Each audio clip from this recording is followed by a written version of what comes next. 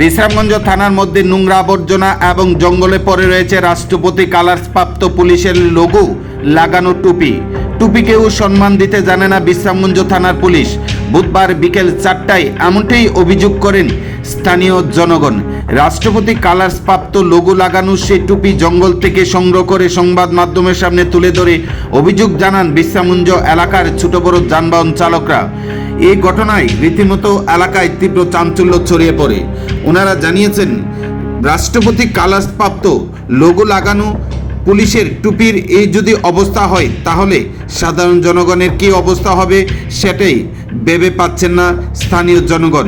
এখন দেখার বিষয় উক্ত বিষয়ে পুলিশের ঊর্ধ্বতন কর্তৃপক্ষ কী ভূমিকা গ্রহণ করেন সেদিকে তাকিয়েছেন বিশ্রামগঞ্জ এলাকার জনগণ।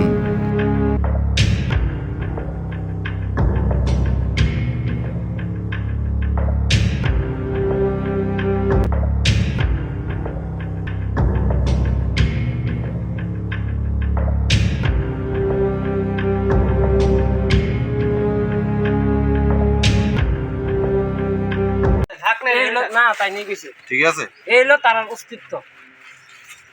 ত্রিপুরার পুলিশ এই নোংরাতে ভালো রাখছে না দেখছেন নি? থানার ভিতরেও। হয়তো আমি দেন না নাইলে টাকাটা তার অস্তিত্বটা কই রাখছে তারা। আর বিশ্রামগঞ্জ থানা ভালো হয় না, বিশ্রামগঞ্জ থানা একবারে এরা দেশ সুরক্ষিত রাখবো। স্বাধীনতা ইউনিফর্ম ও তো আপনারা সামনে তো ডাস্টবিনের থেকে তুললে আপনারা দেখা যাবে।